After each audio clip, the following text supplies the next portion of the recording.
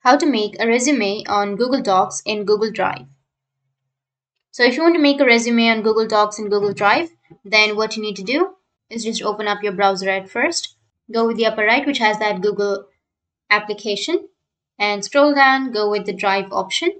Now under your Drive, you need to just go with New, which is on the upper left, and go with the Google Docs. But before that, you need to start from a template, not a blank document. So go with from a template, and it will take you to the templates. Now, if you scroll down here, you will have the resume.